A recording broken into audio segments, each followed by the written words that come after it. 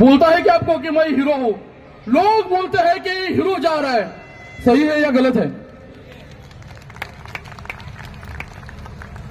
त्याच्यामुळं एखादा जर व्यक्ती जर ओरडून ओरडून सांगतोय मी विकास केला, मी विकास केला, मी विकास केला, तर समजायचं त्यांनी भकास केलेला आहे.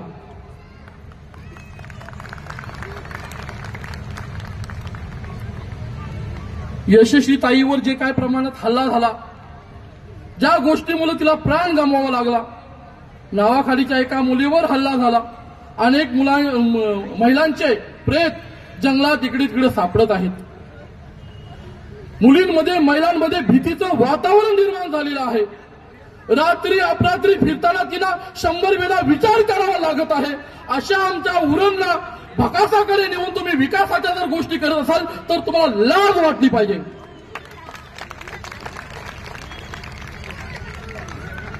एखाद्या घरात एकटा करता पुरुष असतोय, 2-4 पोरं असतात, आई वडील असतोय, पत्नी असतोय, आणि अचानक त्या व्यक्तीला जर कंपनीतून कामावरून कमी करण्यात येतोय तर तुम्ही विचार करा त्या घराचा, त्या संसाराचा विकास झाला की भकास झाला. आज हजारो कामगार बेरोजगार झालेले आहेत. यांची दिवाळी एकदम मस्त मजेत जातोय. ब्रँडेड गाड्यात फिरतात, ब्रँडेड कपडे घालतात, ब्रँडेड वॉचेस वापरतात. त्याच्यामुळे यांना असं वाटतंय की उरणचा विकास झालाय. अहो, उरणचा नाही विकास झाला, तुमच्या स्वतःचा विकास झालाय. पजेरोवरून तुम्ही रेंज रोव्हरवर पोहोचलेला आहात. हा उरणचा विकास नाही, स्वतःचा विकास आहे.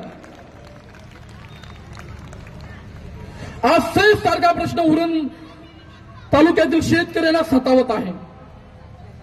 ज्या शेतकऱ्यांनी सेस सारख्या कंपनीला आपल्या जमिनी कवडी मोल दामाने विकल्या, काय स्वप्न होतं त्यांचं की या जर कंपनीला आपण जागा जमिनी विकल्या तर आपल्या मुलांना चांगल्या नोकऱ्या मिळतील, आपली मुलं चांगल्या ठिकाणी कामाला लागतील, आपल्या मुलांचा विकास होईल, सुख समृद्धी लाभेल. परंतु सेज हा प्रकल्प अस्तित्वात आला नाही. न्यायालयाने सुद्धा कलेक्टर साहेबांना आदेश दिला की सेज मध्ये ज्या ज्या शेतकऱ्यांनी जमिनी विकल्या होत्या त्या शेतकऱ्यांना सर्व जमिनी परत करा, असा आदेश देऊन सुद्धा सेज मध्ये हजारो लोकांनी जमिनी विकलेल्या आहेत. त्या शेतकऱ्यांना, भूमिपुत्रांना आपल्या जमिनी मिळाल्या आहेत का? मग का मिळाला नाही?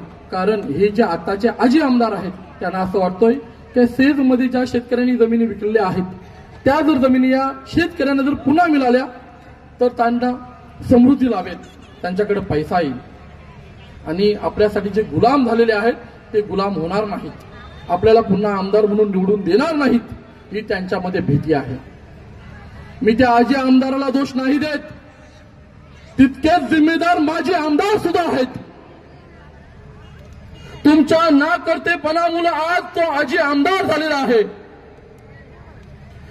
त्या एकट्याला दोष देऊन फायदा नाही. आपल्या समाजाचे जे माजी आमदार होते त्यांनाही तेवढं जबाबदार धरणं गरजेचं आहे.